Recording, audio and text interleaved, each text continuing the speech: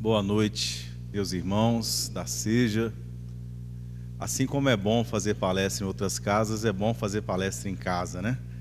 Conversar um pouco hoje sobre esse tema, personalidade e personalismo. São várias as teorias que no mundo ocidental se debruçaram sobre a personalidade. No Oriente, na China, no Japão, no Nepal, nas teorias indianas, uma das primeiras percepções dos antigos indianos, dos antigos budistas, é que a personalidade é um conjunto de agregados. O que nós chamamos de personalidade parece tão sólido, que parece tão permanente, é impermanente. As identidades somadas que formam a nossa forma de perceber o mundo, elas não são constantes. Elas mudam. Nós nos transformamos à semelhança de uma água de rio. Nós nunca entramos, como naquela analogia do Heráclito, duas vezes na mesma água, quando a gente entra no rio. E nós somos assim. Graças a Deus. Somos impermanentes, mas algo permanece em nós. Quando alguns analistas dessa impermanência da personalidade pensaram que o processo reencarnatório relativizava tanto as expressões da identidade que certo dia a identidade se perderia. Mas não é isso que o Espiritismo vem nos trazer. A identidade é como se fosse o nosso corpo nu. Nós vestimos diversas roupas ao longo da vida, mas nós levamos o nosso corpo. E diferente do corpo que um dia nós vamos despir, nossas identidades continuam, a nossa personalidade atravessa o processo reencarnatório. Nós esquecemos temporariamente quando nós reencarnamos, mas as heranças espirituais que adquirimos, aquelas aquisições, não se perdem. E em não se perdendo, essa personalidade vai se densificando em saber, em sentimento. São as duas asas que nos conduzirão à libertação, a sabedoria e o amor, sem as quais nada se faz. Mas no processo de construção das forças, das energias que nos levam à realização na vida, nós passamos às vezes pelo personalismo. Existindo então, nas concatenações reencarnatórias e nas diversas circunstâncias que nós observamos, nos momentos variados da evolução de um espírito, momentos de extrema autopunição e retração, e momentos de muito entusiasmo.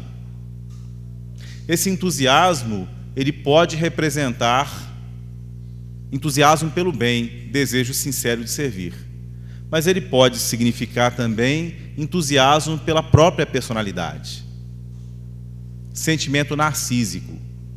Por isso, nós não podemos classificar os sentimentos alheios com precisão. Nós podemos, com maior precisão, nos voltarmos sobre nós mesmos, tentarmos perceber o móvel das nossas ações, porque a principal pedra de toque para nós é distinguirmos as coisas. Quando Paulo fala assim, que nós devemos alcançar, e o termo dogmatzen, ele também significa testar as coisas excelentes. Nós, para alcançar as coisas excelentes, a gente tem que saber discernir. Um dos primeiros convites que o Espiritismo faz para a gente é o convite para discernir.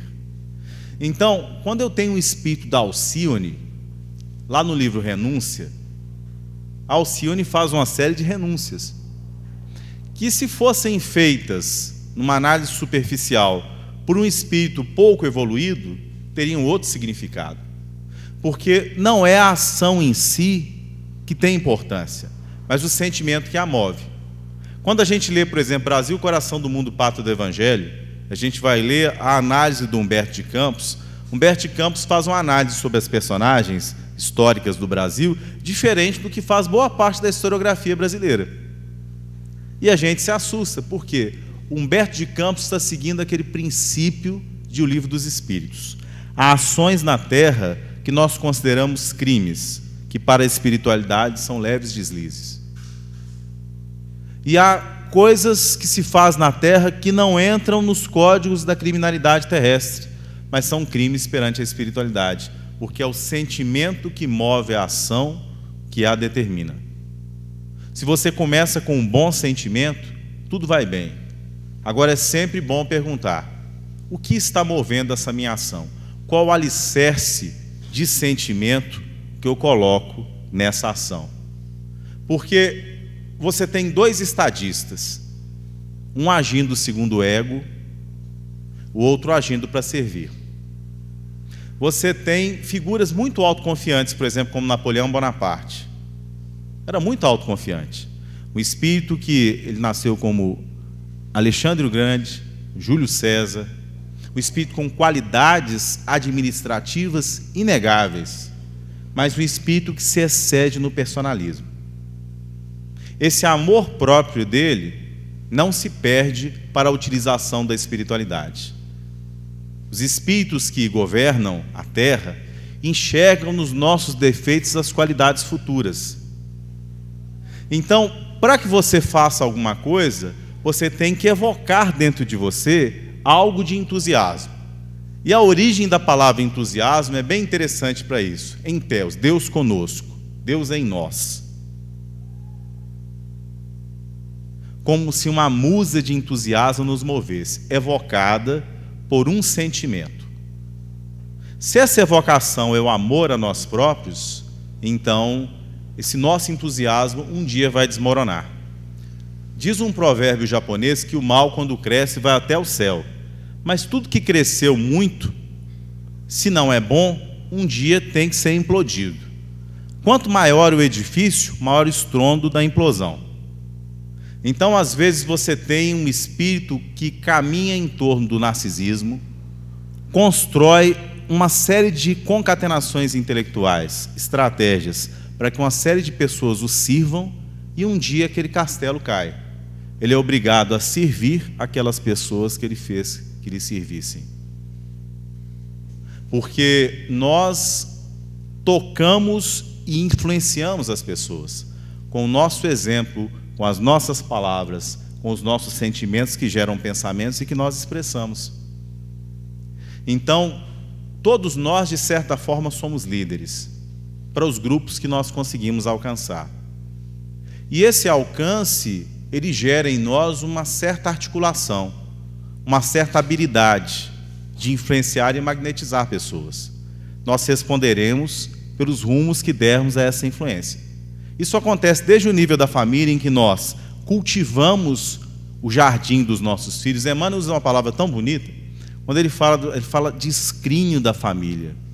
É o porta-joias, é a caixinha de joias, né? Então o pai e a mãe, eles guardam os filhos num escrínio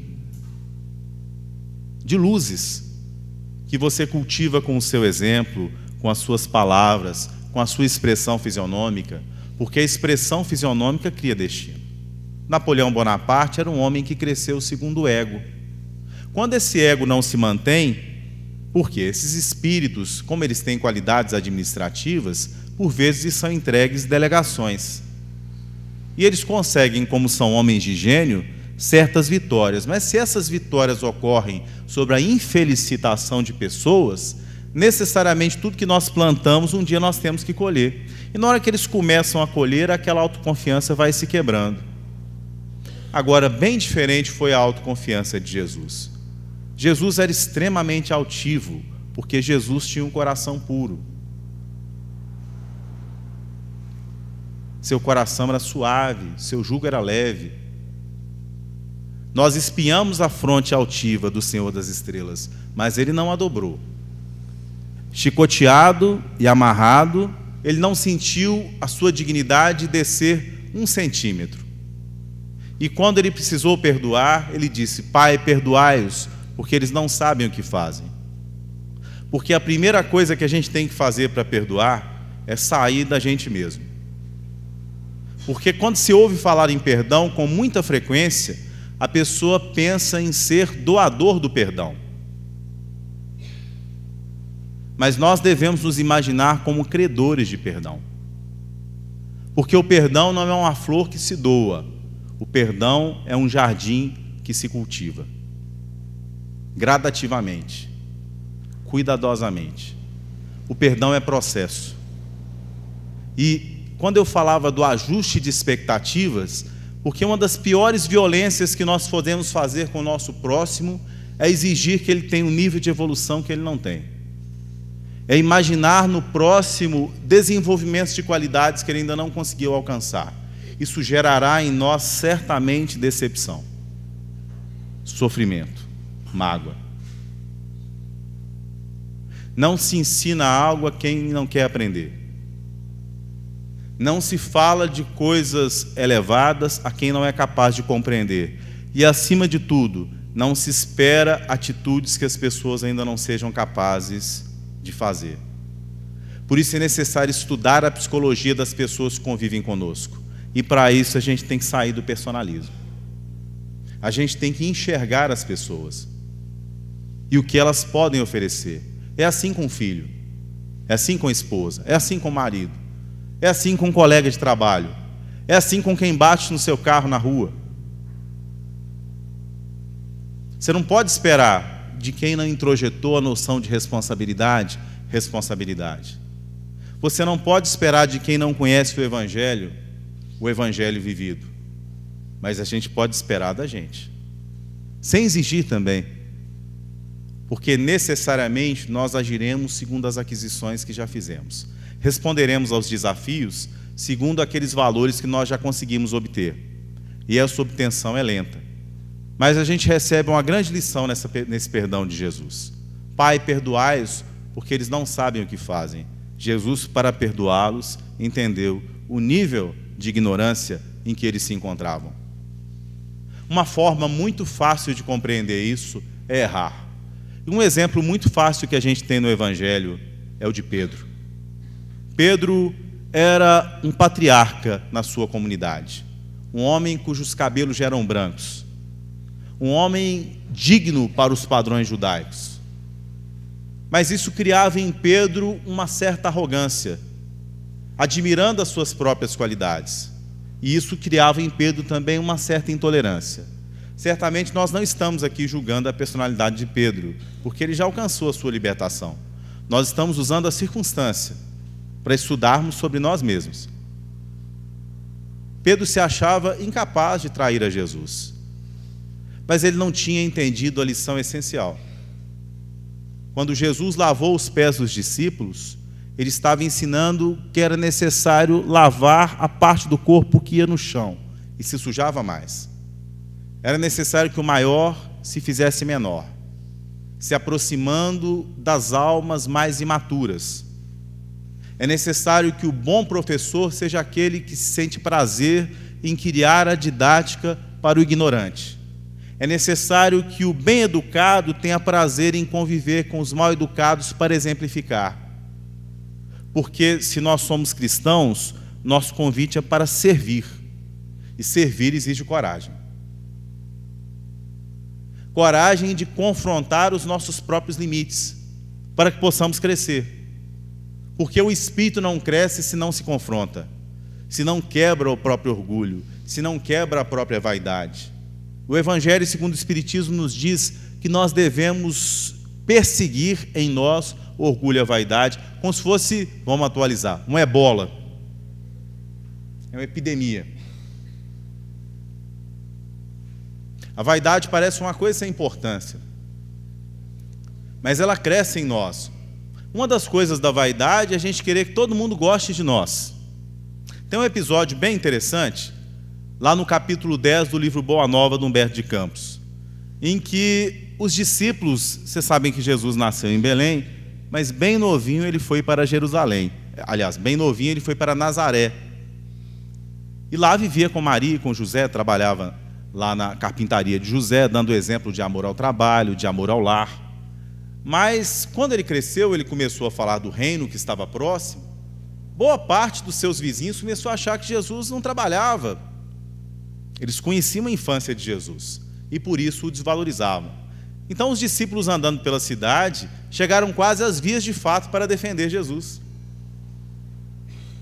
E Jesus dá uma lição extraordinária num comentário. Ele diz o seguinte: vocês acham justo que todas as pessoas façam bom conceito de nós? Não seria vaidade desejar que todas as pessoas tivessem bom conceito da nossa personalidade. E ele fala uma coisa fantástica ali: agradar a todos é seguir pelo caminho largo da convenção. A pessoa tem plenamente o direito de não gostar de você, e você tem que reconhecer esse direito. Assim como nós também temos o direito de não simpatizarmos com todas as pessoas.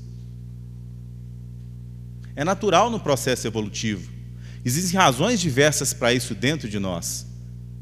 Não devemos exigir das pessoas que elas modifiquem o seu modo de ser para se adaptarem a nós. Mas nós sim, devemos nos adaptar para não confrontarmos as pessoas. O fato de a gente dizer que a gente não deve querer agradar a todos não quer dizer que a gente deva desagradar também, né? Se a pessoa tem o hábito de desagradar as pessoas, ela deve se tornar mais polida. Mas o fato é que a gente deve se libertar da necessidade de ser reconhecido externamente. Nós sabemos o poder que o reconhecimento externo tem nas pessoas. Até certo ponto devemos usar isso, por exemplo, na educação das crianças.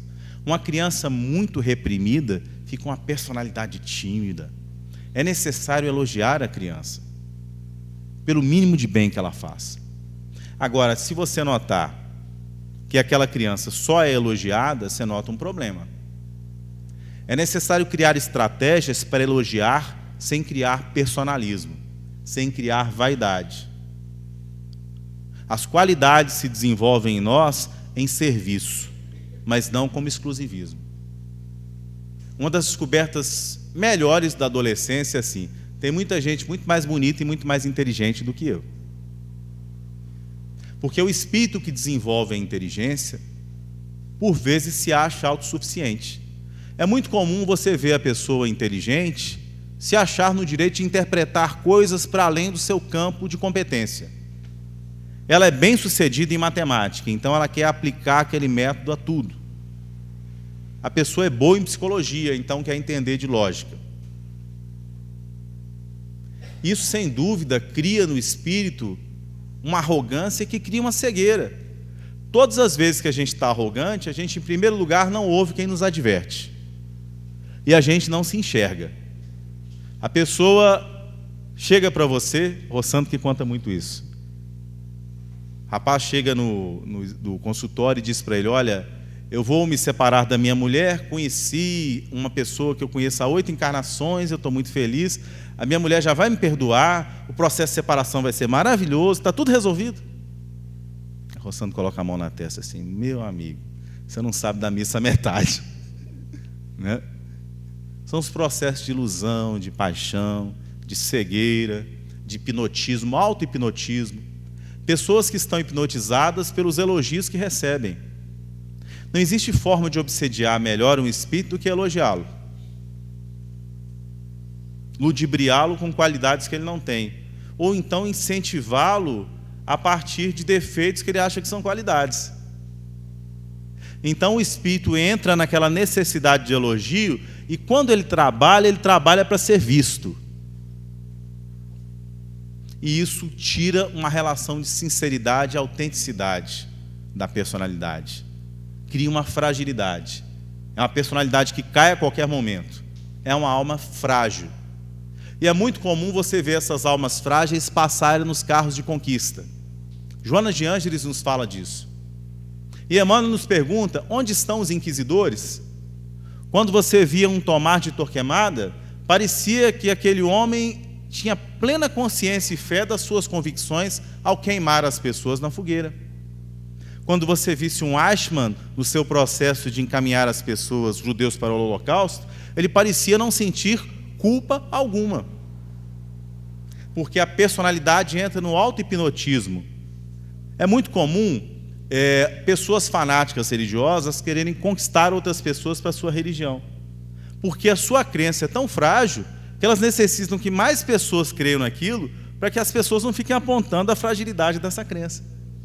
Tem uma famosa história de um rei que teceram uma roupa para ele, disseram que teceram, mas o rei estava nu e ninguém tinha coragem de dizer, e uma criança sincera disse ao rei que ele estava nu. Esse momento em que a gente vê que está nu é muito importante para a gente. Que a gente deve saber conviver com as reais qualidades e defeitos que nós temos. Sabe qual a forma melhor de enxergar os defeitos que nós temos? Ouvindo as pessoas que convivem conosco. Querem saber os defeitos que eu tenho? Perguntem à minha mulher. Eles ficam sabendo de todos, né? Porque quem convive com mais detalhes com você, outra coisa, converse com aqueles que se consideram seus inimigos, são seus adversários. Eles enxergam melhor em você coisas que você não vê. E eles são amigos. Eles oferecem instrumentos de transformação. O que acontece com a gente quando a gente é reprovado numa prova? Tem gente que fica assim, esse concurso é... Olha que atitude, esse concurso é viciado. Beneficiou fulano, beltrano, fulano é primo de não sei quem. Ele cria essa ilusão na mente dele até o fim da vida. Todos os concursos que ele fez, ele não passou porque alguém foi beneficiado. Mas existem personalidades diferentes. É a pessoa que diz, eu não passei nessa prova por causa dessa questão. A minha fragilidade é esta. Mesmo que essa questão não recorra, eu tenho que investir nessa fragilidade. Eu tenho que enxergar, eu tenho que me enxergar na fragilidade que me derrotou. Vamos tirar do concurso e vamos trazer para a vida? Como foi que eu caí nessa tentação? Será que foi por causa da minha vaidade? Será que foi por causa do meu orgulho? Tem gente que tem orgulho da roupa que veste chamada corpo carnal. Na hora que o corpo começa a envelhecer, entra em crise. Tem gente que é apegada à roupa chamada conta bancária. Quando essa conta é arrastada para baixo, a pessoa se fragiliza. Mas você não é o corpo, você não é a conta, e claramente você não vai ficar muito tempo com essas coisas. Essas coisas não podem constituir o laço da nossa personalidade. Você tem um filho, você ama o seu filho, mas o filho é filho durante essa encarnação, você não sabe por quanto tempo. Como permanecer estável, mesmo frente à instabilidade desse mundo? É isso que o cristianismo ensina, gente. Uma moral que nos ensina a suportar a morte, a separação, que nos ensina a agradecer por servir.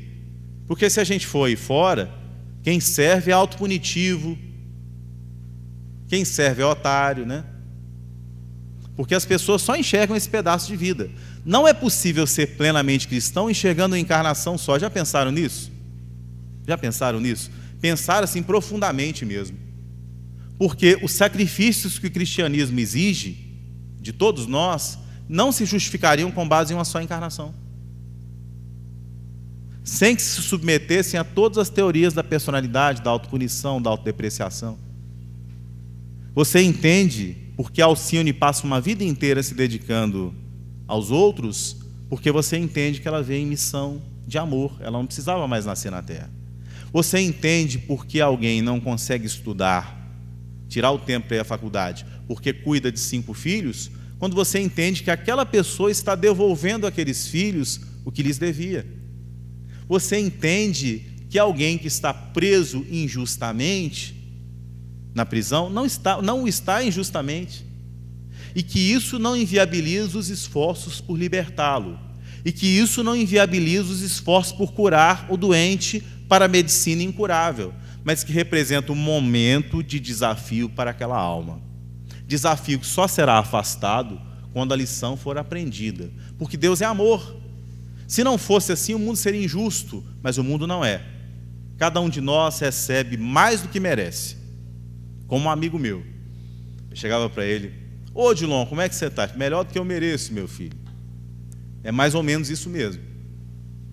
O Senhor é misericórdia. E qual o convite Ele nos faz com a misericórdia que Ele tem para conosco? Que nós sejamos misericordiosos para com os nossos irmãos.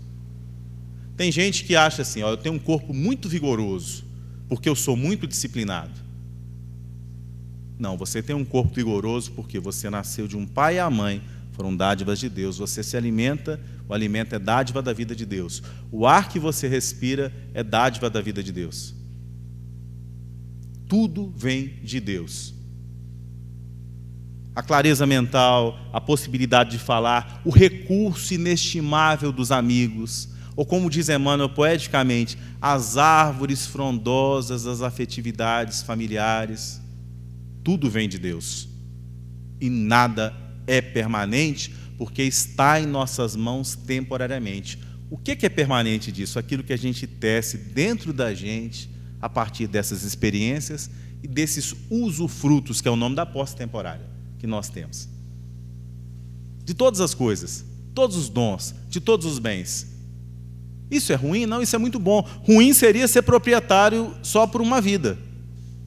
O bom disso é que a gente é proprietário por todo o universo, por toda a eternidade, e que nós não vamos morrer, mas que nós vamos nos responsabilizar por tudo na vida imortal que nós fizermos. Que todos aqueles que nós atropelarmos, um dia nós vamos ter que voltar para buscar. Que nós não vamos conseguir felicidade sobre infelicidade alheia. E que existem dois tipos de autoconfiança.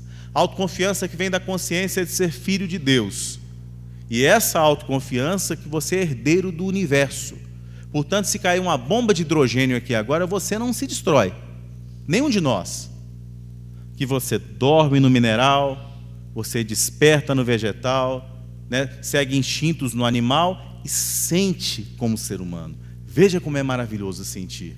Agora é necessário escolher as coisas excelentes, como diz o Paulo. A gente pode escolher o que sentir, mas o sentimento, quando é mágoa, por exemplo, profundamente emocional e irracional. A pessoa não gosta de você e não sabe por quê. Porque existem outras razões. Às vezes é por inveja. Porque a pessoa que constrói uma noção de personalidade, a personalidade dele tem que ser o centro das atenções, quando ele vai a uma festa, ninguém conversa com ele sai ofendidíssimo com aquelas pessoas. Essas pessoas não são minhas amigas, não é gente boa, não é gente que eu deva conviver. Não, simplesmente aquelas pessoas às vezes são tímidas, você não é tão belo, tão interessante que todo mundo olhe para você. Jesus era assim. Jesus era difícil, todo mundo olhava para ele, né? Mas a gente não é assim. Então, a gente não tem que ser o centro. Jesus nos ensina a ocupar os últimos lugares. Ele que poderia ocupar o primeiro, ele foi para o último. Isso já nos distensiona. Quando você entende que você não tem que ser o mais bonito, o mais inteligente, o mais popular, você começa a sentir felicidade com a felicidade dos outros. Como seria bom se o meu colega de trabalho pudesse apresentar a sua proposta? Como é bom incentivá-lo. Como é bom ver o meu amigo prosperar. Como é bom observar a felicidade do meu irmão. E como é bom contribuir para essa felicidade de forma absolutamente anônima, sem que ninguém saiba, porque esse é o outro segredo que Jesus nos ensina. Nós devemos trabalhar em silêncio. A gente só mostra o trabalho quando necessário. Na maior parte das vezes a gente deve imitar Deus, porque Deus não concorre com as vaidades humanas. Deus não assina as suas obras. Deus não disputa com as obras dos homens. Mas o centro, o foco da nossa gravitação deve ser Deus. Por isso, no livro 4 de Livro dos Espíritos, há uma mensagem do apóstolo Paulo que fala que o fim da humanidade é gravitar para a unidade divina. E a unidade é serviço. Unidade é conjunto, não pode ser personalismo. Não pode ser individualismo, não pode ser egoísmo. Então, gravitar para a unidade divina é colocar Deus no centro e não o homem. Se você é o centro de si mesmo, você coloca o limitado, o falível como centro. Então é natural que a pessoa se desvie. Tem gente que confia muito no próprio julgamento. A inteligência é valiosa. A experiência adquirida é muito valiosa. O sentimento pessoal é valioso. Mas quando você submete isso a Deus, você equilibra o fluxo da sabedoria com o fluxo do amor. Porque as ações não são submetidas a leis fixas. Para você fazer o bem, né, a lei está na consciência. Por que a lei está na consciência e não pode ser escrita? Por que toda vez que um judeu antigo morria, eles queimavam o rolo da Torá? Porque é impossível entender a Torá a partir da leitura física da Torá. A Torá não é simples, porque ela está na consciência. Ela depende do espírito que lê. O Evangelho está em você. Você o reconhece no que você lê. E a sua experiência de vida reencarnatória, o adensamento das experiências da sua alma, modifica a leitura que você faz do Evangelho em fases diferentes da sua vida. Por isso o Evangelho é aquele livro que você acha que nunca leu. Porque você abre e você descobre coisas ali absolutamente diversas, sempre. Principalmente nos detalhes, em relação à circunstância que você está enfrentando. né? Então, essa gravitação, ela passa por um sentimento de humildade, nos mínimos detalhes. Se ela é assim em relação às realizações, quando a pessoa diz assim: olha, eu recebi uma tarefa muito grande, eu não vou conseguir realizar. Isso é falta de fé e é egocentrismo. Tanto no personalismo vaidoso, quanto no complexo de inferioridade, a grande base de egocentrismo, que a pessoa está pensando que é ela mesma que vai fazer, quando na verdade nós somos parte do fluxo universal.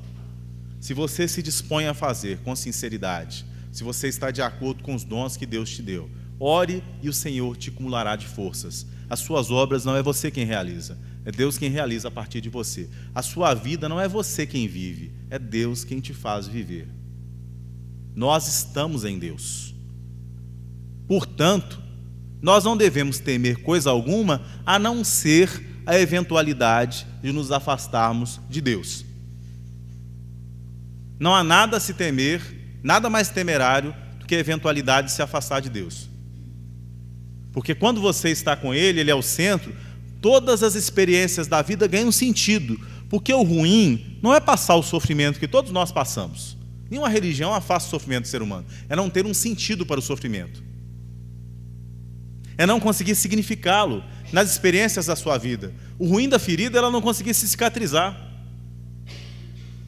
Porque quando ela se cicatriza, ela pode ser lembrança boa de vitória que se alcançou. Então, mais vale um operário que sustentou 12 filhos, chega doente ao fim da vida numa vila simples, de uma cidade grande, com plena dignidade e cumprimento do seu dever, do que Napoleão Bonaparte, que tinha poder sobre milhares de homens. As vitórias não dependem da quantidade. Sob esse aspecto, há pessoas que só querem fazer grandes obras, porque querem ser vistas pelos homens.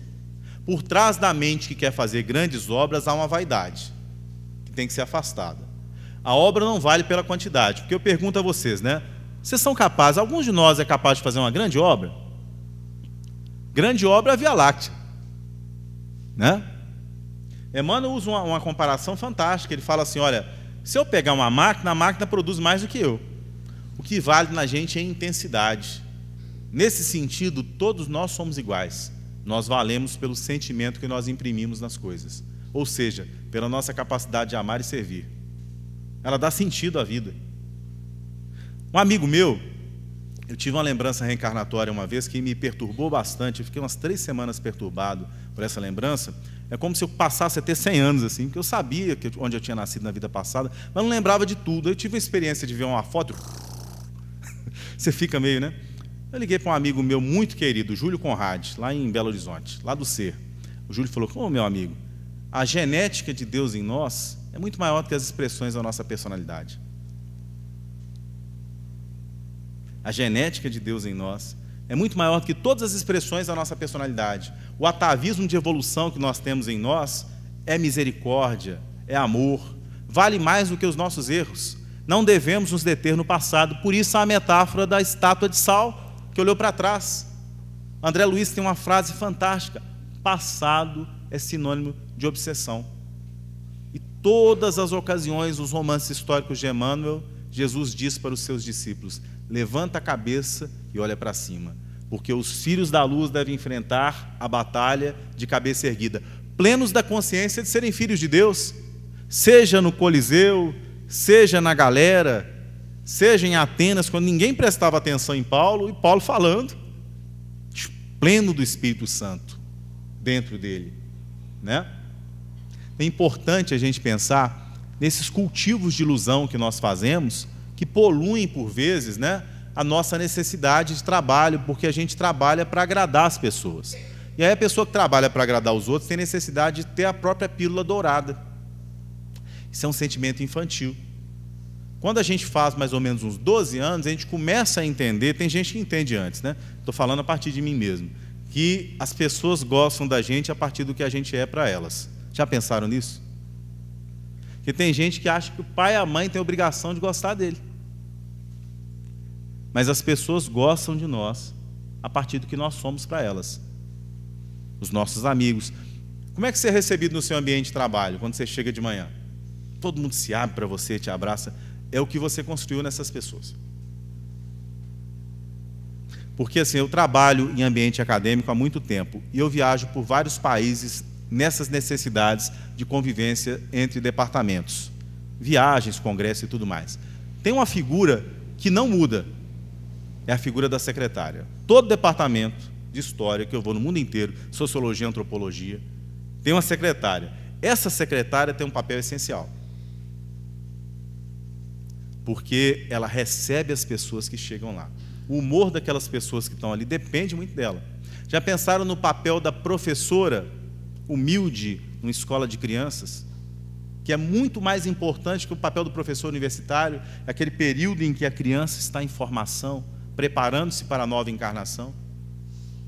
Do guarda que fica à porta do centro espírita. A expressão fisionômica constrói destino. Quando nós fazemos aquela cara de maracujá murcho, triste, a gente atrai infelicidade. Porque as pessoas olham para a gente e reverberam aquela expressão. Então, quando a gente pensa assim, a gente não tem direito de ficar de mau humor perto das outras pessoas. E as pessoas não são culpadas pela nossa infelicidade. Pessoa que fica cultivando isso por muito tempo, a infelicidade, o Emmanuel diz que é carência de evolução, por quê? Porque você passa a trazer infelicidade para as pessoas, você não limita aquilo a você. Quando tornar feliz a apenas uma pessoa, aliviaria incrivelmente aquele seu estado de sofrimento. Quando nós saímos da clausura do nosso sentimento para buscarmos o sofrimento das outras pessoas, a nossa alma cresce, ela se engrandece e ela encontra a razão de viver. Servir traz felicidade a qualquer pessoa. Centrar-se em si mesmo, buscando rememorar-se dos sonhos não realizados, das frustrações do passado, é uma forma imediata de atrair infelicidade. Fora isso, há o seguinte: boa parte das inteligências desencarnadas, que chamamos de obsessores, são ligadas às personalidades que nós mantínhamos no passado. Se nós estamos saudosos dessas personalidades, o que é que eu quero dizer com isso, né? Tem gente que nessa vida é insatisfeito com a condição de vida que tem. Mas a condição de vida da gente, as circunstâncias da nossa vida são a vontade de Deus para conosco. Essa insatisfação seguida gera doenças orgânicas. Está insatisfeita com o marido há muito tempo, então o marido fala, não quer ouvir, tampa o ouvido, desenvolve problema de ouvido. Está insatisfeito com o chefe de serviço, desenvolve problema de pele. Porque é uma forma de somatizar e expressar essa insatisfação. Quando você começa a agradecer, você quebra a ideia de que você é o centro a ser agradado. Porque a pessoa pensa assim, quando ela ouve sobre perdão, quando eu tiver que perdoar alguém, comece a se lembrar de quantas vezes você precisou de perdão. Quantas vezes você foi alvo de misericórdia ao longo da vida, de compaixão e de cuidado das pessoas. E todos nós, sem exceção, acharemos que não retribuímos suficientemente. Tomados desse sentimento, quando nós formos lavar o corpo para tomar banho, comece a agradecer para o seu pai e a sua mãe que te cedeu o corpo. Quando você for varrer a casa, agradeça. Não há profissão de comando que te exima da necessidade de trabalhar fisicamente. Lave o banheiro da sua casa, lave o banheiro da sua empresa, lave o idoso do lar de idosos do seu centro espírita. Se responsabilize pela criança que corre no centro espírita. Se ofereça para trabalhar. Porque não há um momento em que você esteja preparado teoricamente para o serviço. Cristianismo não é teórico. Porque nós louvamos ao Senhor nas igrejas e o desprezamos nas oficinas, que são a vida, é que nós levamos o cristianismo para onde ele está. Nós vivemos uma época de crise da retórica. Houve a época em que a casa espírita era o espaço das grandes palestras. Hoje a casa espírita deve ser o espaço de exemplificação, do estudo compartilhado. Transmitir ao outro a capacidade de saber em que livro você encontrou aquilo, em que experiência de vida. Trocar com os irmãos experiências. Olha, meu filho também já desencarnou, eu tenho uma lembrança reencarnatória que me perturba. Eu já me casei outra vez e fui infeliz. Eu já tive tal doença. Há um parente meu que está doente, vamos orar uns pelos outros. Isso quebra a ideia de que o sofrimento da gente é maior do que o do outro. Isso é essencial. Porque o grande mal das décadas que sucederam aos anos de 1960 até agora, tem sido o crescimento do individualismo. Então, as grandes bandeiras coletivas, algumas delas até equivocadas, desapareceram. Nós estamos buscando consumir. Isso tem gerado pessoas cada vez mais solitárias, porque o consumo gera um buraco atrás de si. É enxugar gelo. Ninguém vai ser feliz consumindo. O banho de loja te ajuda naquele dia. Boa parte das roupas compradas não se usa. O carro que você comprou, passa o outro mais novo, você já está insatisfeito. Não há satisfação no mundo mutável. Porque nós vestimos uma roupa chamada corpo carnal para tirar. Tudo aqui é transitório. Se quer buscar alguma coisa que traga felicidade permanente para o coração, quando seu filho desencarnar, quando sua mãe for para o mundo espiritual, quando você for no médico, isso vai acontecer um dia, viu, gente? Com muita gente acontece. Você vai no médico, você vai várias vezes ao médico e ele diz, não, está tudo bem. Vai ter o dia que ele vai dizer, não quero dar má notícia não, mas tem uma coisinha aqui, que isso aqui não resolve fácil não. Aí você vai criando a ilusão de resolver. E durante aquele processo você desencarna, é muito comum isso. Os parentes criam a ilusão de resolver, né? Quantas décadas nós vivemos na Terra? Para que acumular tesouros aqui? Com qual função? Se nós recebemos é para administrar e distribuir, em favor daqueles que o Senhor nos confiou. Tudo. Tudo é para distribuir. Então, como a gente se esquece muito disso, praticar a caridade direta, né, que hoje em dia não é tanto uma caridade material de doação, mas a caridade de aproximar-se do sofrimento do outro, é uma coisa essencial. E a gente não faz isso bem só estudando na casa espírita. Tem que haver o momento de visitar um hospital. Tem que haver o momento de conviver com a família que tem a criança deformada, com problemas físicos, problemas mentais. A gente tem que conviver um pouco com a carência financeira. Quanto mais a gente tem a abastança financeira, mais tem que conviver com a carência financeira. Quanto mais a gente tem a família organizada e harmoniosa, mais a gente tem que ajudar quem não conseguiu isso ainda aqui na Terra. Porque nós então mostramos que somos merecedores de aumentar o que nós recebemos. Nós somos convidados não para julgar se está fácil ou difícil o trabalho, mas para servir. Porque enquanto a gente julga se está fácil ou está difícil, a gente está buscando a zona cômoda. Quando a gente é convidado a servir, você não é mais o servo, você é o filho. Se você, Campina Grande, fosse do seu pai, você cuidaria certamente dela com muito mais carinho. Agora, se você é um funcionário de Campina Grande, nem sempre você cuida. Então o Senhor nos convida a nos comportarmos como filhos, cuidarmos desse mundo, para além daquilo que parece nossa responsabilidade, a fazer mais do que fomos chamados a fazer. Que é muito comum a pessoa se encontrar com Jesus e essa mensagem ser transmitida. Olha, eu faço tudo, eu honro meu pai e minha mãe, nunca traí minha mulher, não roubo, né? Não, mas isso aí é a sua obrigação. Eu estou te convidando a fazer mais. Estou te convidando a ser filho, a honrar o mandato que o Senhor te deu. Porque se você honra, você recebe mais. Se você não honra, você perde. E para isso é necessário amar o Pai. Para amar é necessário conhecer. Como é que a gente ama algo que a gente não conhece? Qual a prioridade da vida da gente, então? A prioridade, o centro da vida da gente é Deus. Quanto mais a gente se centra na nossa personalidade, mais a gente sofre. Quanto mais a gente quer que as pessoas convirjam para nós, mais a gente sofre. É necessário conciliar os objetivos pessoais que devem existir. É justo que eles existam, né? Nós devemos conjugar os objetivos pessoais com a felicidade coletiva. As pessoas que conseguem fazer isso ganham encarnação. As que não conseguem, geralmente gastam muito tempo da vida na dúvida, né? Um caso muito comum, que vale a pena fechar a nossa palestra com ele, é de um livro do Humberto de Campos, que ele conta a história de um médium no princípio do século XX. Foi uma reunião mediúnica e nessa reunião recebeu uma psicografia da mãe. E essa psicografia que ele próprio recebeu o tocou profundamente.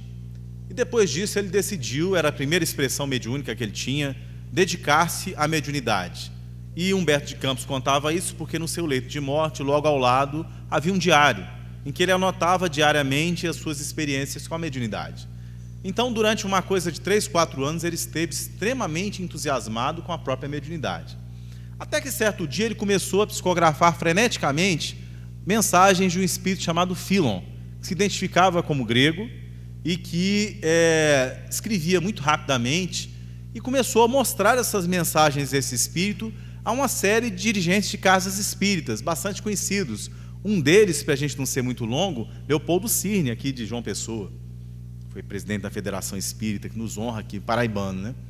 E todos eles invariavelmente diziam: meu irmão, estude, o livro está fraco, né? Você precisa treinar. Essa primeira expressão da sua psicografia, a todas essas exortações ele dizia: eles estão com inveja de mim. Esse povo é muito crítico. Não leram direito o livro. Quando a gente vai tendo esse tipo de atitude, a vaidade vai tomando conta da gente.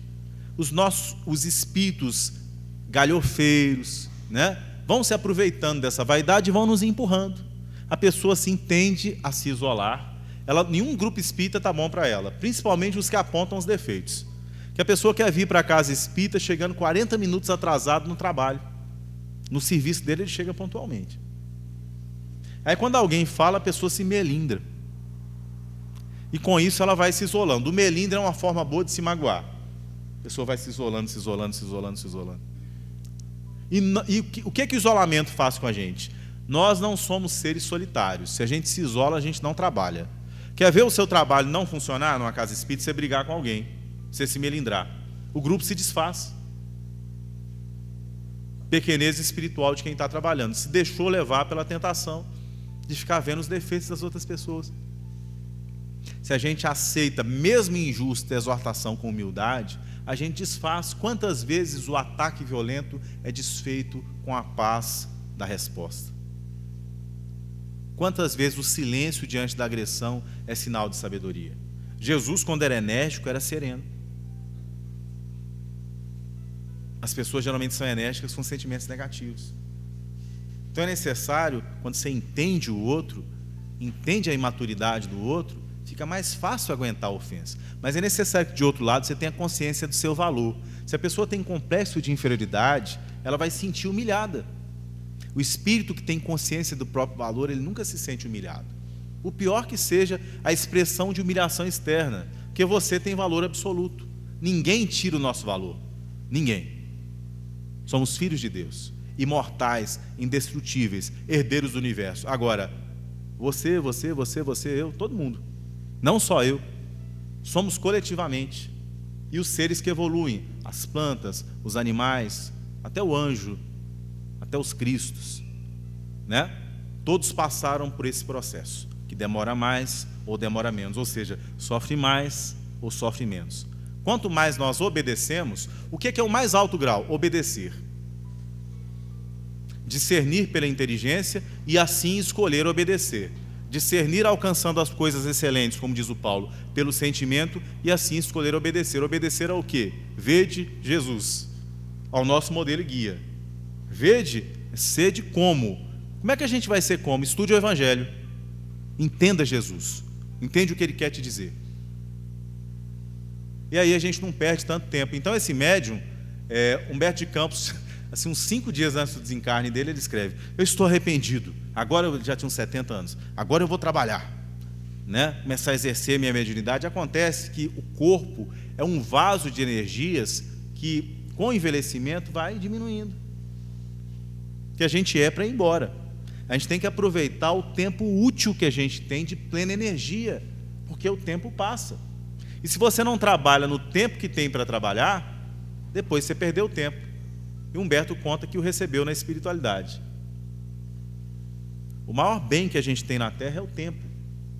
E a gente deve escolher como usar. Então, meus irmãos, a partir dessas reflexões baseadas no Evangelho de Jesus, vamos começar a tentar enxergar todas as vezes que a gente se coloca no centro das relações sociais que nós temos. E de que forma nós estamos aprendendo a ceder. Porque não há exercício maior do que exercer a própria personalidade em benefício da obra do Senhor. Que Jesus nos abençoe.